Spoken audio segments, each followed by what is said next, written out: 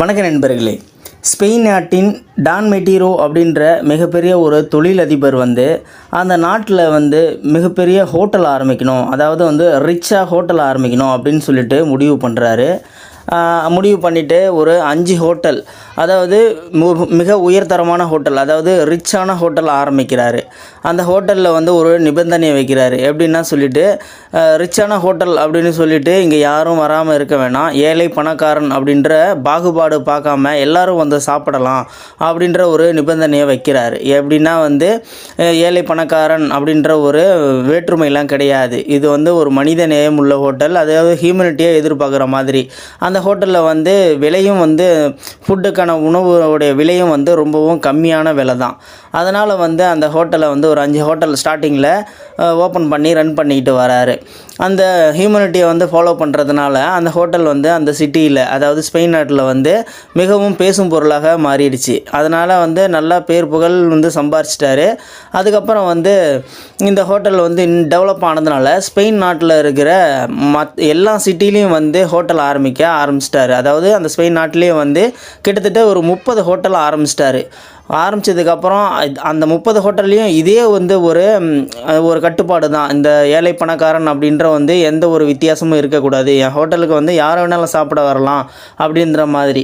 அதுக்கப்புறம் அந்த முதல்ல ஆரம்பித்த அந்த ஹோட்டலில் தான் அந்த டான் மெட்டீரோ அப்படின்றவர் எப்பயுமே இருப்பாராம்.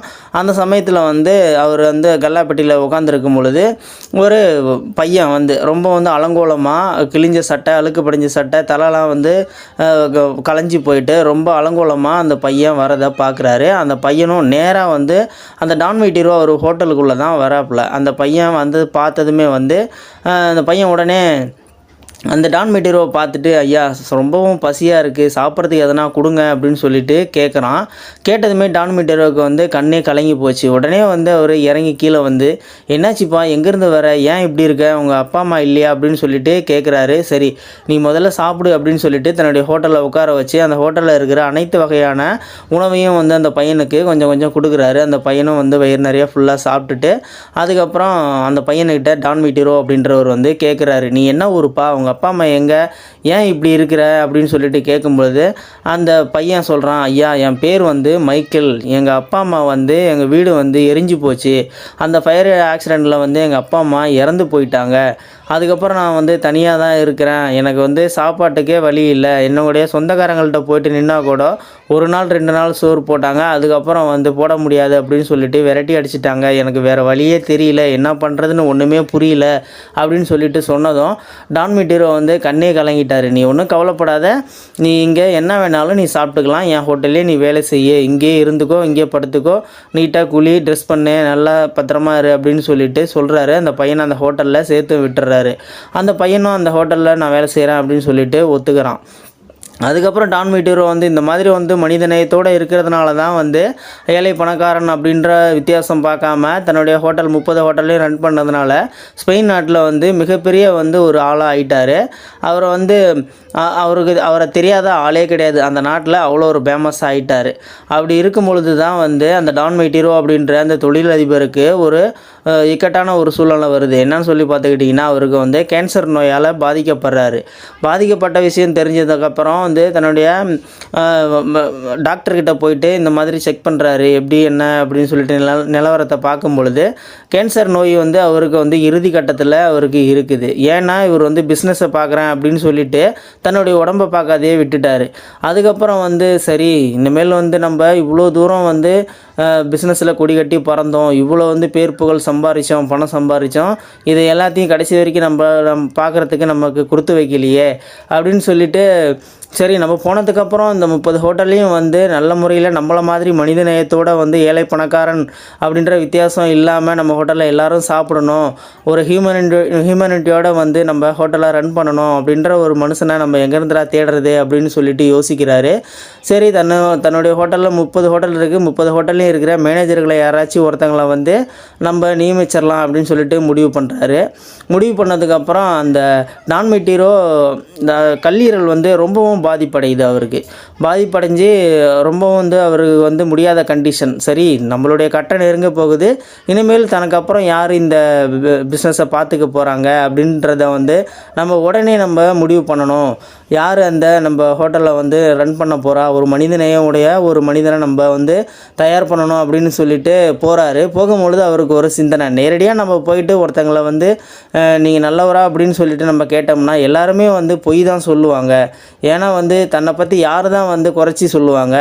அதனால் வந்து மறைமுகமாக நம்ம போயிட்டு 30 ஹோட்டல்லையும் போயிட்டு மறைமுகமாக நம்ம வந்து விசாரிப்போம்.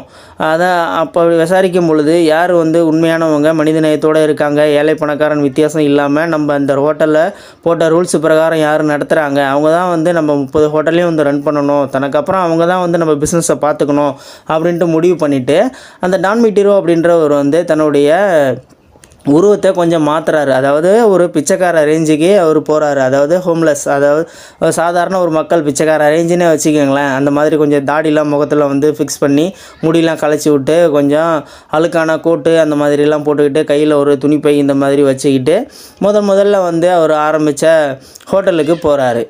அங்கே போனதும் உள்ளே போகிறதுக்காக வந்து நுழையிறாரு. போகும்பொழுது அவருடைய கை இன்னொரு கை வந்து அவருடைய கையை பிடிச்சி தடுக்குது. யாரான்னு சொல்லி பார்த்தா அந்த ஹோட்டலுடைய செக்யூரிட்டி, அதாவது அந்த கேட்டில் நிற்கிறவர். யார்ப்பா நீ இங்கேயே வர, பிச்சைக்காரனுக்கெலாம் இந்த ஹோட்டலில் இடம் இல்லை, வெளியில் போக முதல்ல அப்படின்னு சொல்கிறாரு. உடனே இதை கேட்ட உடனே டான் மீட்டிரோவுக்கு அப்படியே ஷாக் ஆகிடுச்சு. என்னடா அது ஆரம்பத்தில் இந்த மாதிரி இருக்குதே அப்படின்னு சொல்லிட்டு, அதுக்கப்புறம் இல்லை நான் முக்கியமான ஆளை பார்க்கணும் அப்படின்னு சொல்லிட்டு என்னை உள்ளே விடுங்கன்னு சொல்லும் பொழுது, ஏன் உனக்கு யாருங்க உள்ள முக்கியமான ஆளா, நீயே ஒரு பிச்சைக்காரன், நீ வந்து என்னுடைய ஹோட்டலுக்குள்ளே முக்கியமான ஆளை பார்க்க போறியா, வெளில போறியா இல்லையா, இந்த மாதிரி எத்தனை பேர் கிளம்பியிருக்குங்க அப்படி இப்படின்னு சொல்லிட்டு வெளில துரத்துறாரு. இவங்க சண்டை பிடிச்சிருக்கிறத பார்த்துட்டு அந்த ஹோட்டலுடைய மேனேஜர் வராரு. மேனேஜர் வரதை பார்த்து அந்த டான் மீட்டிரோவுக்கு கொஞ்சம் மனசில் சந்தோஷம் வருது. சரி, நம்ம ஹோட்டலில் நம்ம ரூல்ஸ் வச்சபடி தான் நம்ம மேனேஜரும் வந்து ஃபாலோ பண்ணுவாங்க, ஏழை பணக்காரன் வித்தியாசம் இல்லாமல் தான் நம்ம ஹோட்டலில் வந்து சாப்பாடு கொடுக்கணும் அப்படின்னு சொல்லிட்டு நம்ம போட்ட விதிமுறைகள் படி தான் இந்த மேனேஜர் இருப்பார், நம்மளை வந்து அவர் கூட்டிகிட்டு போவார், இந்த வாட்ச்மேனுக்கு என்ன தெரிய போகுது செக்யூரிட்டிக்கு அப்படின்னு சொல்லிட்டு மேனேஜர் வராரு. வந்ததும் அவர் வந்ததுமே வந்து யாரையா நீ என்ன வேணும் அப்படின்னு சொல்லிட்டு கேட்குறாரு. ஐயா நான் வந்து எனக்கு ரொம்ப பசிக்குதுங்க ஐயா, எனக்கு சாப்பிட்றதுக்கு எதனாச்சும் கொடுங்க அப்படின்னு சொல்லிட்டு டான் மீட்டிரோ கேட்குறாரு. உடனே அந்த மேனேஜர் என்ன சொல்கிறாருன்னா, நீலாம் வந்து சாப்பிட்றதுக்கு தான் நாங்கள் இதை கட்டி வச்சுருக்கோமா, இது என்ன சாவடியா சத்திரமா, வெளியில் புரியா இல்லையா அப்படின்னு சொல்லிட்டு மூஞ்சில் அடிச்ச மாதிரி பேசுவோம். டான் மீட்டிரோவுக்கு ரொம்பவே ஷாக் ஆகிடுச்சு. என்னடா நம்ம வந்து ஒரு விதிமுறை வச்சு நம்ம ஹியூமனிட்டி மனிதநேயத்தோடு அந்த ஹோட்டலை நடத்தணும் அப்படின்னு சொல்லிட்டு நம்ம ஃபாலோ பண்ணிக்கிட்டு வந்தோம், ஆனால் என்னடான்னா இந்த ஹோட்டலோட மேனேஜரே இப்படி இருக்கிறாரு அப்படின்னு சொல்லிட்டு மனசுக்குள்ளே ரொம்பவே கஷ்டப்பட்டுட்டு அந்த ஹோட்டலோட வெளியில் வந்து மரத்தடியில் உட்கார்றாரு. உட்காந்து கொஞ்சம் யோசிக்கிறாரு. சரி, நம்ம அடுத்த ஹோட்டலுக்கு போய் பார்க்கலாம் அப்படின்னு சொல்லிட்டு உட்காந்துருக்கும் பொழுது அந்த மேனேஜர் வெளியில் வராரு. வெளியில் வந்ததும் சரி நம்மளை தான் கூப்பிட வராராட்டுக்கு அப்படின்னு சொல்லிட்டு டான் மீட்டிரோ மறுபடியும் ஏஞ்சி அந்த மேனேஜர்கிட்ட போகிறாரு. ஐயா சொல்லுங்கள் ஐயா, சாப்பாடு எதுனா கொடுக்குறீங்களான்னு கேட்கும் பொழுது, யோ நீ இன்னும் போகவே இல்லையா, இங்கே தான் இருக்கிறியா அப்படின்னு சொல்லிட்டு திட்டுறாரு. ஐயா சாப்பிட எதுனாச்சும் கொடுங்க ஐயா அப்படின்னு சொல்லிட்டு ரொம்பவே கெஞ்சி கேட்கும் பொழுது, சாப்பாடு தானே வேணும், வா போகலாம் உள்ள அப்படின்னு சொல்லிட்டு, உள்ளே இருக்காங்க ஐயா சாப்பாடு வரலாமா அப்படின்னு சொல்லிட்டு டான் மீட்டிரோ சொல்லிட்டு உள்ளே போகிறாரு. ஆனால் அந்த மேனேஜர் வந்து டான் மீட்டிரோவை கூட்டிக்கிட்டு ஹோட்டலுக்குள்ளே போகலை, ஹோட்டலுக்கு பின்னாடி இருக்கிற குப்பை தொட்டியை காட்டுறாரு. அதாவது எச்சிலைகள் கிடக்கிற அந்த குப்பை தொட்டியை காட்டுறாரு. யோ இங்கே வா, இதில் கிடக்கிற சாப்பாட்டை எடுத்து சாப்பிடு, நீ இந்த இவ்வளோ பெரிய ரிச்சான ஹோட்டலில் குப்பையில் கிடக்கிற எச்சியில் சாப்பிட்றதுக்கே நீலாம் கொடுத்து வச்சுருக்கணையா, வந்து சாப்பிடு அப்படின்னு சொல்லவும் டான் மீட்டிரோ ரொம்பவே மனசு உடஞ்சி போயிடுறாரு. அடடா நம்ம நினச்ச ஹியூமனிட்டி இந்த ஹோட்டலில் இல்லை, அடுத்தது இதுக்கப்புறமும் நம்ம எங்கே இருந்தோன்னா இதை விட வந்து ஒரு கேவலம் நம்மளுக்கு இல்லை, இனி அடுத்த ஹோட்டலில் போய் பார்க்கலாம், இந்த ஹோட்டலில் வந்து மனித நேயத்தை எதிர்பார்த்தது தப்பு அப்படின்னு சொல்லிட்டு இன்னொரு ஹோட்டலுக்குள்ளே அவர் அப்படியே நடந்தே போகிறாரு. அதே பிச்சைக்கார வேஷத்தில் தான் போகிறாரு. அந்த ஹோட்டலுக்குள்ளே முன்னாடி என்ட்ரன்ஸ் ஆகும்போது அதே மாதிரியே வந்து இந்த ஹோட்டலோடைய செக்யூரிட்டியும் வந்து இவரோட கையை பிடிக்கிறாங்க. யோ இன்னும் எங்கே நீ பாட்டுக்கு உள்ளே போகிற, நான் ஒருத்தர் நிற்கிற மனுஷனாக தெரியலையா அப்படின்னு சொல்லி கேட்குறாரு. உடனே செக்யூரிட்டிக்கிட்ட இந்த டான் மீட்டிரோ, ஐயா எனக்கு ரொம்ப பசியாக இருக்குது, எனக்கு சாப்பிட எதனாச்சும் கொடுங்க அப்படின்னு சொல்லி கேட்கும் பொழுது, யோ வெளில போயா, இந்த இவ்வளோ பெரிய ஹோட்டலை பார்த்துமா உனக்கு வந்து மனசாட்சி இல்லாமல் உள்ளே வர, நீ ஒரு பிச்சைக்காரன்லாம் சாப்பிட்றதுக்காக நாங்கள் ஹோட்டல் கட்டி வச்சுருக்கோம் அப்படின்னு சொல்கிறாரு. அதுக்கப்புறம் வந்து அந்த ஹோட்டலுடைய மேனேஜருக்கு ஃபோன் பண்ணி வர வைக்கிறாரு. ஃபோன் பண்ணி வர வச்சதும் அந்த மேனேஜர் வராரு. நேராக வந்து சரி மேனேஜரே வராரு, இவருனேச்சும் கொஞ்சம் மனிதநேயத்தோடு நடந்துப்பார், ஏழை பணக்காரன் வித்தியாசம் இல்லாமல் நடத்தணும் அப்படின்னு சொல்லிட்டு விதிமுறையை வச்சோம், அதை ஃபாலோ பண்ணுவார் அப்படின்னு சொல்லிட்டு இவர் எதிர்பார்த்துக்கிட்டு நிற்கிறாரு. வந்த மேனேஜர் உடனே வந்து என்ன பிரச்சனை அப்படின்னு சொல்லிட்டு கேட்கும் பொழுது, ஐயா இந்த பிச்சைக்காரனுக்கு சாப்பாடு வேணுமா, அதனால் நம்ம ஹோட்டலுக்குள்ளே என்னை கூட மதிக்காத நேராக உள்ளே வராங்க ஐயா அப்படின்னு சொல்கிறாரு. உடனே அந்த மேனேஜர் வந்து நீலாம் வந்து இந்த ஹோட்டலில் சாப்பிட்ணுமா, இதெல்லாம் சாப்பிட்ணுமா, நீலாம் வந்து புண்ணியம் பண்ணியிருக்கணும், வெளியில் போறியா இல்லையா அப்படின்னு சொல்லிட்டு அவரை இடித்து தள்ளுறாரு. உடனே இந்த டான் மெட்டீரோ என்ன சொல்கிறாரு, ஐயா தயவுசெய்து எனக்கு ரொம்ப பசிக்குதுங்க, சாப்பிட்றதுக்கு ஏதாவது ஒரு காஞ்ச பண்ணாவது கொடுங்க அப்படின்னு சொல்லி கேட்குறாரு. நானும் நல்லா இருந்தவன் தாங்க ஐயா, ஒரு காலத்தில் நானும் ஒரு பிஸ்னஸ் பண்ணவன் தான், பிஸ்னஸில் லாஸ் ஆகி அதுக்கப்புறம் நான் இந்த நிலைமைக்கு வந்துட்டேன். உங்கள் ஹோட்டலில் முதலாளி எனக்கு ரொம்ப தெரிஞ்சவர், அவரும் நானும் சேர்ந்தே இந்த ஹோட்டலில் சாப்பிட்ருக்கோம் அப்படின்னு சொல்லிட்டு அந்த டான் மெட்டீரோ சொல்கிறாரு. இதை கேட்ட அந்த மேனேஜர் வந்து, என்னது நீயும் இந்த ஹோட்டலோட முதலாளியும் இந்த ஹோட்டலில் வந்து சாப்பிட்ருக்கீங்களா, யார் அந்த முதலாளின்னு நினச்சேன், நான் தான் அந்த ஹோட்டலோட முதலாளியை, ஏன் கூட நீ வந்து சாப்பிட்ருக்கியா, என்ன எத்தனை பேர் இந்த மாதிரி வந்து பொய் சொல்லி சாப்பிட்டு போகலான்னு கிளம்பியிருக்குங்க, வெளில போறியா இல்லையா அப்படின்னு சொல்லிட்டு எட்டி உதைக்கிறாரு. அதுக்கப்புறம் வந்து இனிமேலும் நம்ம இந்த ஹோட்டலில் இந்த இடத்துல நிற்கணுமா அப்படின்னு சொல்லிட்டு ரொம்ப மனசு நொறுங்கி உடஞ்சி போயிட்டு, அடுத்த ஹோட்டல்லையாச்சும் மனிதநேயம் அப்படின்றது ஒன்று இருக்குதா அப்படின்னு சொல்லிட்டு பார்க்கலான்னு சொல்லிட்டு அடுத்த ஹோட்டலுக்குள்ளே போகிறாரு. அங்கே வந்து கண்டிப்பாக மனிதநேயம் இருக்கும் அப்படின்ற ஒரு நம்பிக்கையில் போகிறாரு. ஏன்னு சொல்லி பார்த்துக்கிட்டிங்கன்னா, அந்த ஹோட்டலில் மேனேஜராக இருக்கிறவர் இவருடைய நண்பன், அதாவது டான் மெட்டீரோவுடைய நண்பன். அந்த ஹோட்டலில் போகும்பொழுது அந்த ஹோட்டல்லையும் வந்து அந்த செக்யூரிட்டி இவருடைய கையை பிடிக்கிறாரு. பிடிச்சதும் வெளியில் போ அப்படின்னு சொல்கிறாரு. இந்த டான் மெட்டீரோ என்ன சொல்கிறாருன்னா, ஐயா எனக்கு வந்து ரொம்ப பசியாக இருக்குது, எதனாச்சும் சாப்பிட கொடுங்கன்னு கேட்கும் பொழுது, இங்கெல்லாம் சாப்பிட்றதுக்கு நீலாம் வந்து உள்ளே உன்னையெல்லாம் விட மாட்டாங்க, இங்கெல்லாம் நீ பிச்சைக்காரனுக்கெலாம் அலோடு கிடையாது, வெளியில் போப்பா, என்னுடைய வேலை போயிடும் உன்னையெல்லாம் உள்ளே விட்டா அப்படின்னு சொல்கிறாரு. இந்த பிரச்சனையை கேட்டுக்கிட்டு இருக்கும் பொழுது அந்த ஹோட்டலில் உள்ளே இருந்த அந்த மேனேஜரும் வெளியில் வராரு. வெளியில் வர்றது யாருதுன்னு பார்த்துக்கிட்டிங்கன்னா, அந்த டான் மெட்டீரோவுடைய நண்பன் தான். சரி நம்ம நண்பன் கண்டிப்பாக வந்து நம்மளுடைய ரூல்ஸ் பிரகாரம் நம்ம போட்ட விதிமுறைகள் பிரகாரம் தான் இந்த ஹோட்டலை ரன் பண்ணுவான், கண்டிப்பாக அவன் மேலே எனக்கு நம்பிக்கை இருக்குது, ஏன்னா அவன் என்னோடய உயிர் நண்பன் அப்படின்னு சொல்லிட்டு நம்பிக்கிட்டு வராரு.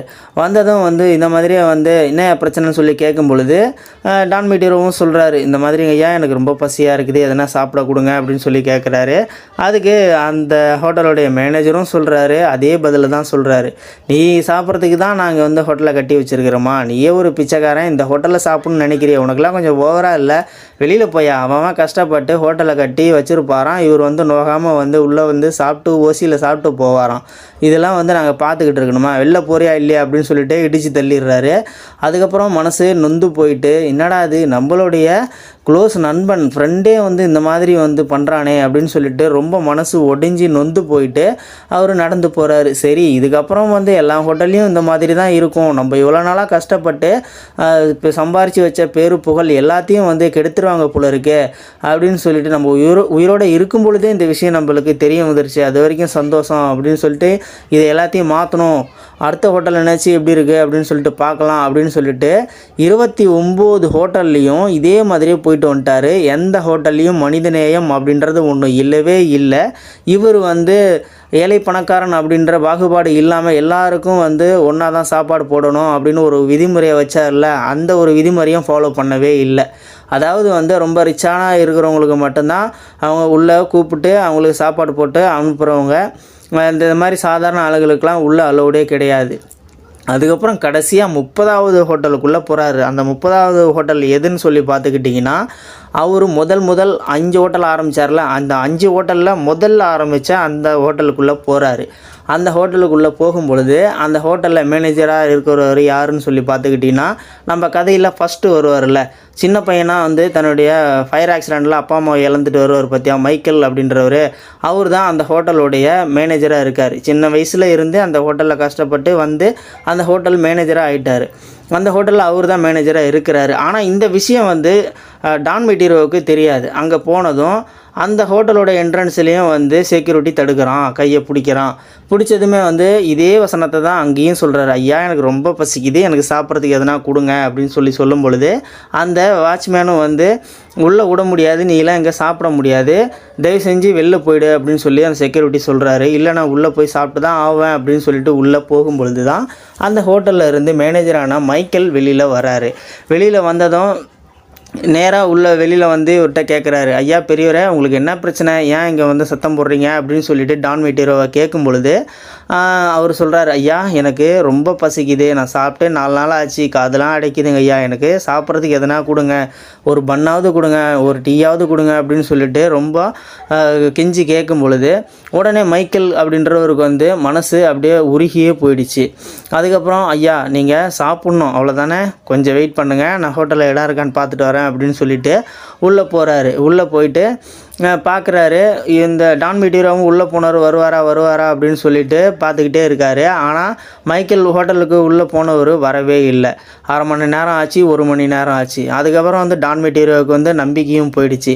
இந்த ஹோட்டல்லையும் வந்து மனிதநேயம் அப்படின்றது ஒன்றும் இல்லை. ஏற்கனவே 29 ஹோட்டலில் நம்ம நேரானேச்சு அடித்து துரத்துனாங்க, இந்த ஹோட்டலில் நல்லபடியாக பேசி நம்மளை கூப்பிட்டுட்டு போகிறோன்னாங்களே, இன்னும் வரவே இல்லையே, இனிமேலும் வந்து நம்மளை கூப்பிட்டு போகிறாங்க அப்படின்ற நம்பிக்கையை இழந்துட்டு அவர் கிளம்புறதுக்கு ரெடியாக வெளியில் வராரு. வரும்பொழுது அப்போது ஒரு குரல் கேட்குது, ஐயா பெரியவரே அப்படின்னு சொல்லிட்டு கூப்பிட்றாங்க. உடனே அது டான் மெட்டீரோ திரும்பி பார்க்குறாரு. அது வேறு யாரும் இல்லை, அந்த ஹோட்டலுடைய மேனேஜர் மைக்கேல் தான். வந்து ஐயா பெரியவரே கொஞ்சம் வெயிட் பண்ணுங்கன்னு சொன்னேன், நீங்கள் ஏன் போகிறீங்க, உள்ளே வந்து ரெஸ்ஸாக இருந்துச்சு, உட்காரத்துக்கு இடமே இல்லை, இப்போ தான் ஒரு சீட்டு காலியாச்சு, அதனால தான் உங்களை கூப்பிடலான்னு வந்தேன், வாங்க ஐயா சாப்பிட்லாம் அப்படின்னு சொல்லிட்டு உள்ளே அந்த டான் மெட்டீரோவை கூட்டிகிட்டு போகிறாரு. டான் மெட்டீரோவுக்கு மனசு நிறைய சந்தோஷம். சரி இந்த ஹோட்டல்லையாச்சும் மனிதநேயம் அப்படின்றது ஒன்று இருக்குதே அப்படின்னு சொல்லிட்டு அவர் மனசில் நினச்சிக்கிட்டு உள்ளே போகிறாரு. உள்ளே போயிட்டு உட்கார வைக்கிறாரு. எல்லோரும் சாப்பிட்ற மாதிரி அதே டேபிளில் தான் உட்கார வைக்கிறாரு. பிச்சைக்காரன் அப்படின்றது கூட பார்க்காம அந்த மைக்கேல் அப்படின்றவர் அவரை உட்கார வச்சு அவருக்கு தேவையான வகையான சாப்பாடெல்லாம் எடுத்து வைக்கிறாரு. அந்த பிச்சைக்காரனாக இருக்கிற அந்த டான் மெட்டீரோவும் வந்து வயிறு நிறைய சாப்பிட்றாரு. அதுக்கப்புறம் அந்த டான் மெட்டீரோ என்ன செய்கிறாருன்னா அந்த மைக்கில் ரொம்பவே பாராட்டுறாரு. நீங்கள் நல்லா இருக்கணும், உங்கள் குடும்பம் நல்லா இருக்கும், நல்லா வாழணும், நீங்கள் வந்து நல்ல மனிதர், உங்களை மாதிரியான ஆட்கள் இருக்கிறதால தான் நாட்டில் மழையே பெய்யுது, உங்களை வந்து பெற்ற உங்கள் அப்பா அம்மாவை வந்து பெருமடையணும் அப்படின்னு சொல்லிட்டு டான் மெட்டீரோ வந்து மைக்கில் ரொம்பவும் பாராட்டுறாரு. அதுக்கப்புறம் அந்த மைக்கேல் என்ன சொல்கிறாருன்னா, ஐயா நீங்கள் பாராட்டு எல்லாமே வந்து எனக்கு சேராது, என்னை இந்த மாதிரியான வளர்த்த என்னுடைய முதலாளியான இந்த ஹோட்டலோடைய முதலாளி டான் மெட்டீரோவை தான் போய் சேரும். ஏன்னா நான் உங்களை மாதிரி வந்து ஒரு தருணத்தில் நான் சின்ன வயசில் என்னுடைய அப்பா அம்மாவை இழந்துட்டு ஒரு வேளை சாப்பாட்டுக்கே கஷ்டப்பட்டு நான் வரும்பொழுது உங்களை மாதிரி தான் வரும்பொழுது என்னை வந்து என்னை கூப்பிட்டு என்னை சாப்பாடு கொடுத்து எனக்கு வேலையும் கொடுத்தவர் வந்து என்னுடைய முதலாளியான டான் மெட்டீரோ தான். அதனால் அவர் செஞ்ச அந்த ஒரு மனசோடு தான் நான் இப்போ வந்து உங்களுக்கு நான் செஞ்சுருக்கிறேன். நான் வந்து உங்களுக்கு செஞ்சது அது என்னை பாராட்ட வேணாம், என்னை பாராட்ட நீங்கள் வேணாம், உங்களுக்கு நான் இதை மாதிரி செஞ்சு உங்களை கூப்பிட்டு உட்கார வச்சு சாப்பிட்டதுக்கு காரணமானவர் வந்து என்னுடைய முதலாளி டான் மெட்டீரோ தான். ஏன்னா அவரு தான் வந்து ஏழை பணக்காரன் அப்படின்ற எந்த ஒரு வித்தியாசத்தையும் பார்க்காம எல்லாருக்கும் வந்து சமமாக வந்து ஹோட்டலை ரன் பண்ணணும், எல்லாத்துக்கும் வந்து சாப்பாடு கொடுக்கணும் அப்படின்ற ஒரு விதிமுறையே வந்து போட்டவர் என்னுடைய முதலாளி டான் மெட்டீரோ தான். நீங்கள் பாராட்டணும் அப்படின்னு நினச்சிங்கன்னா அவரை பாராட்டுங்க அப்படின்னு சொல்லிட்டு அந்த மைக்கேல் சொல்கிறாரு. இதை கேட்ட உடனே வந்து டான் மெட்டீரோவுக்கு வந்து ரொம்பவும் மனசுக்குள்ளே சந்தோஷமாயிடுச்சு. சரி உன் பேர் என்ன அப்படின்னு சொல்லிட்டு கேட்கும் பொழுது மைக்கேல் அப்படின்றாரு. ஆஹா நம்ம சின்ன வயசில் இந்த பையனை வந்து சாப்பாடு கொடுத்து வேலை கொடுத்துமே அந்த பையன் தானாட்டுக்க அப்படின்னு சொல்லிட்டு டான் மெட்டீரோவுக்கும் தெரிய வந்துருச்சு. அதுக்கப்புறம் சரிங்க ஐயா நான் போயிட்டு வரேன் அப்படின்னு சொல்லும் பொழுது, ஐயா நீங்கள் வந்து கண்ட இடத்துல பிச்சை எடுக்க வேணாம், அங்கேயும் இங்கேயும் போக வேணாம், உங்களுக்கு நீங்கள் வந்து இங்கேயே தங்கிக்கலாம், நீங்கள் சாப்பிட்டுக்கலாம், இங்கேயே கூட எதனா ஒரு வேலையை பார்த்துக்கிட்டு இங்கேயே இருந்துக்குங்க, உங்கள் ஆயுஸ் முடிகிற வரைக்கும் இங்கேயே இருந்துக்குங்க அப்படின்னு சொல்லிட்டு நம்ம மைக்கேல் சொல்கிறாரு. டான் மெட்டீரோவும் சரிங்க ஐயா நான் நாளையிலேருந்து வரேன் அப்படின்னு சொல்லிட்டு அங்கேருந்து விடை பெற்று வீட்டுக்கு வராரு. வீட்டுக்கு வந்ததும் டான் மெட்டீரோ அன்றைக்கி நைட்டு ஃபுல்லாக உட்காந்து யோசிக்கிறாரு. நம்மளுடைய பிஸ்னஸுக்கு அடுத்தது யாரா, அடுத்தது நம்மளுடைய 30 ஹோட்டலையும் வந்து பார்த்துக்கிற என்னுடைய பொறுப்பில் இருந்து பார்த்துக்கிற யார் அப்படின்னு சொல்லி பார்த்துக்கிட்டிங்கன்னா நம்ம மைக்கேல் தான் அப்படின்னு சொல்லிட்டு டான் மெட்டீரோ முடிவே பண்ணிடுறாரு. அடுத்த நாள் அன்னைக்கு நைட்டே வந்து அந்த 30 ஹோட்டலுக்கும் ஃபோன் அடித்து நாளைக்கு தான் முதல்ல ஆரம்பித்த ஹோட்டலில் மீட்டிங்கு 30 மேனேஜருங்களும் வந்துருங்க அப்படின்னு சொல்லிட்டு டான் மெட்டீரோ ஆர்டர் போட்டுடுறாரு. ஆர்டர் போட்டுட்டோம். எல்லாமே காலையில் வந்து அந்த முதல்ல ஆரம்பித்த அந்த ஹோட்டலில் எல்லா மேனேஜருங்களும் வந்து வெயிட் பண்ணுறாங்க. என்னடா திடீர்னு வந்து எல்லாத்தையும் ஒன்றா வர சொல்லியிருக்காரு, முதலாளி வேறு ஏதோ சொல்ல போகிறாரோ அப்படின்னு சொல்லிட்டு எல்லாருமே வந்து எதிர்பார்ப்பாக காத்துக்கிட்டு இருக்காங்க. என்ன விஷயமா இருக்கும், எதுக்காக எல்லாத்தையும் கூப்பிட்டுருக்காரு அப்படின்னு சொல்லிட்டு அனைவரும் வந்து யோசிச்சுக்கிட்டு இருக்கிறாங்க. அந்த சமயத்தில் அந்த டான் மெட்டீரோ அப்படின்ற அந்த முதலாளி வந்து மறுபடியும் அதே பிச்சைக்காரன் வேஷத்துலேயே தான் வராரு. அதேமாரி தாடி முகத்தில் ஃபிக்ஸ் பண்ணிக்கிட்டு அதே ட்ரெஸ்ஸு, அழுக்க படைஞ்ச ட்ரெஸ்ஸு, கலைந்த தலை, கையில் வந்து ஒரு துணி பையை வச்சுக்கிட்டு அந்த ஹோட்டலுக்குள்ளே வராரு. வந்ததும் அந்த மற்ற 29 ஹோட்டலில் இருக்கிற மேனேஜர்கள் எல்லாருமே வந்து இந்த பிச்சைக்காரனை வந்து துரத்துறதுக்கு வராங்க. ஏய் பிச்சைக்காரா, நீ இங்கேயும் வந்துட்டியா? எங்கள் ஹோட்டலுக்குள்ளே எல்லா ஹோட்டலுக்கும் வந்துக்கிட்டு இருந்தேன், இந்த ஹோட்டலையும் நீ விட்டு வைக்கலையா, இங்கேயும் வந்துட்டியா அப்படின்னு சொல்லிட்டு எல்லாருமே வந்து அந்த டான் மெட்டீரோ ஆன பிச்சைக்காரனை வந்து துரத்துறாங்க. ஆனால் அந்த ஹோட்டலுடைய மேனேஜரான நம்ம மைக்கேல் வந்து இருங்க, வெயிட் பண்ணுங்கள் அப்படின்னு மற்ற 29 மேனேஜர்களையும் வந்து அப்படியே ஸ்டாப் பண்ணுறாரு. அதுக்கப்புறம் நம்ம மைக்கேல் அந்த பிச்சைக்காரனான டான் மெட்டீரோவை உள்ளே கூப்பிட்றாரு. ஐயா, நீங்கள் வேலைக்கு வரீங்களா, அதுக்காக தான் வந்திருக்கீங்களா அப்படின்னு சொல்லி கூப்பிட்றாரு. ஆமாங்க ஐயா அப்படின்னு சொல்லிட்டு நம்ம டான் மெட்டீரோவும் வந்து பொய் சொல்லிவிட்டு உள்ளே வராரு. உள்ளே வந்ததும் அந்த மைக்கேல்ன்றவர் வந்து சரி முதலாளி வரேன்னு சொல்லியிருக்காரு, சரி வாங்க உங்களுக்கான வேலையை நான் காட்டுறேன் அப்படின்னு சொல்லிட்டு கிச்சனுக்குள்ளே கூட்டிகிட்டு போகிறாரு. நம்ம மைக்கேல் கிச்சனுக்குள்ளே போனதும் பைய கையில் வச்சுருக்காரு. இங்கே தாங்க ஐயா உங்களுக்கு வேலை, இங்கே தான் வந்து நீங்கள் உங்களுக்கு பிடிச்ச வேலை செய்யுங்க அப்படின்னு சொல்லிட்டு மைக்கேல் சொல்லிடுறாரு. அதுக்கப்புறம் நம்ம டான் மெட்டீரோவான இந்த பிச்சைக்காரர் வந்து மைக்கேல் கிட்டே கேட்குறாரு, ஐயா நான் ஃபஸ்ட்டு வந்து ரெஸ்ட் ரூம் போகணும், அதாவது பாத்ரூம் போகணுங்க ஐயா அப்படின்னு சொன்னதும் மைக்கேல் வந்து பாத்ரூமை காட்டுறாரு. அந்த பிச்சைக்காரனான டான் மெட்டீரோ பாத்ரூமுக்குள்ளே போகிறாரு. போனதுமே வந்து அவர் அங்கே தாடி, ஒரு ட்ரெஸ்ஸு, அந்த அழுக்கு படிஞ்ச ட்ரெஸ்ஸு எல்லாத்தையுமே கலட்டிட்டு தன் பிச்சைக்கார கோலத்தை கலைச்சிட்டு ரிச்சான டான் மெட்டீரோவா கோட் சூட் எல்லாத்தையும் மாட்டிக்கிட்டு கொஞ்சம் நேரம் கழித்து வெளியில் வராரு. வந்ததும் இங்கே இருக்கிற 29 மேனேஜர், பட் வந்து நம்ம மைக்கேலோட சேர்த்து 30 மேனேஜரும் வந்து இவரை பார்த்து அப்படியே ஷாக் ஆகுறாங்க. என்னடா அது பிச்சைக்காரன் வேஷத்தில் போயிட்டு நம்ம முதலாளி டான் மெட்டீரோ வராரு அப்படின்னு சொல்லிட்டு எல்லாருமே ஒரு நிமிஷம் அப்படியே ஷாக் ஆகிடுறாங்க.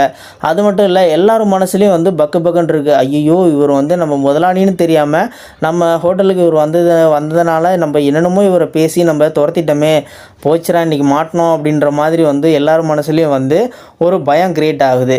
அதுக்கப்புறம் டான் மெட்டீரோ எல்லாத்தையும் வந்து அசெம்பிள் பண்ணுறாரு. அசெம்பிள் பண்ணினதுக்கு அப்புறம் வந்து என்ன சொல்கிறாருன்னா, நம்ம டான் மெட்டீரோ இந்த 30 ஹோட்டல், அதாவது வந்து இந்த 30 ஹோட்டலையும் ரன் பண்ணிக்கிட்டு இருக்கிற எனக்கு கேன்சர் நோய், அதாவது என்னுடைய உயிர் ரொம்ப நாள் இருக்க போகிறது இல்லை, நான் சாக போகிறது உறுதி. அதனால தான் இந்த 30 ஹோட்டல்லையும் எனக்கு அப்புறம் யார் நிர்வாகம் பண்ணணும் அப்படின்றத யார் நிர்வாகம் பண்ணணும் அவங்கள வந்து நான் தேர்வு செய்கிறதுக்காக தான் இந்த மாதிரி வந்து ஒரு பிச்சைக்கார வேஷத்தில் போயிட்டு நான் 30 ஹோட்டல்லையும் வந்து விசிட் பண்ணினேன். ஆனால் அந்த 30 ஹோட்டலில் இருக்கிற யாருமே வந்து மனித நேயத்தோடையும் நான் போட்ட ரூல்ஸ் பிரகாரம், அதாவது ஏழை பணக்காரன் எந்த ஒரு பாகுபாடும் இல்லாமல் அனைவருக்கும் வந்து சாப்பாடு கொடுக்கணும் அப்படின்ற ஒரு ரூல்ஸை நீங்கள் யாருமே ஃபாலோ பண்ணல. நம்ம மைக்கேல் அவர் தான் வந்து ஃபாலோ பண்ணார்.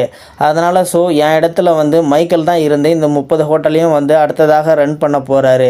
அது மட்டும் இல்லை, மீதி இருக்கிற 29 ஹோட்டல் மேனேஜரையும் வந்து நான் வேலையை விட்டு தூக்குறேன் அப்படின்னு சொல்கிறாரு. அந்த 29 ஹோட்டலுக்கும் புதிய மேனேஜரான நம்ம மைக்கேல் ஹோட்டலில் மைக்கேலுக்கு கீழே செஃப்பாக வேலை செஞ்ச அந்த 29 பேர்த்தையும் வந்து அந்த 29 ஹோட்டல், ஒவ்வொரு ஹோட்டலுக்கும் மேனேஜராக நான் போட போகிறேன். ஏன்னு கேட்டுக்கிட்டிங்கன்னா, நம்ம மனித நேயத்தோடு வந்து ஏழை பணக்காரன் அப்படின்ற வித்தியாசம் இல்லாமல் நான் அந்த ஹோட்டலை ரன் பண்ணுறேன். அந்த ரூல்ஸை வந்து கண்டிப்பாக ஃபாலோ பண்ணி இந்த ஹோட்டலை ரன் பண்ணிட்டு வர மைக்கேலுக்கு கீழே வேலை செய்கிற இவங்களும் வந்து மனித நேயத்தோடு தான் இருப்பாங்க. அதனால தான் வந்து நான் அவங்களுக்கு வந்து மேனேஜிங் போஸ்டிங் நான் போடுறேன் அப்படின்னு சொல்லிட்டு நம்ம டான் மெட்டீரோ சொல்கிறாரு. இதை கேட்ட அந்த 29 பழைய மேனேஜர்கள் எல்லாருமே வந்து வாயடிச்சு போயிட்டு எல்லாரும் வெளியில் வந்துடுறாங்க. இந்த ஒரு கதையிலிருந்து ஒரே ஒரு விஷயத்தை மட்டும் தான் நம்ம தெரிஞ்சுக்கணும். அதாவது ஹியூமனிட்டி அப்படின்றது வந்து மனித நேயம். ஒருத்தங்களுக்கு நம்ம உதவி செஞ்சோம்னா அந்த உதவிக்கு நம்ம பலன் எதிர்பார்க்காம நம்ம உதவி செய்யணும். அப்படி பலன் எதிர்பார்த்து நம்ம உதவி செஞ்சோம்னா அதுக்கு பெயர் உதவியே கிடையாது. நம்ம செய்கிற உதவி யாராவது ஒரு மூலியமாக என்னைக்காவது ஒரு வகையில் வந்து நம்மளுக்கு வந்து கண்டிப்பாக உதவி செய்யும் அப்படின்றதுக்காக மட்டும்தான் இந்த ஒரு பதிவு. இந்த பதிவு பதிவு கண்டிப்பாக வந்து ஒரு அருமையான பதிவு தான். இந்த பதிவை பார்த்துக்கிட்டு இருக்கிற நீங்கள் இந்த பதிவு பற்றின கருத்துக்களை கீழே இருக்கிற கமெண்ட் செக்ஷனில் மறக்காமல் சொல்லுங்கள். இந்த பதிவு பிடிச்சிருந்தா ஒரு லைக் பண்ணிக்கோங்க. இந்த பதிவை முடிஞ்ச அளவுக்கு மற்றவங்களுக்கும் ஷேர் பண்ணுங்கள். அப்படியே நம்ம சேனலை சப்ஸ்கிரைப் பண்ணிக்கோங்க. நன்றி, வணக்கம்.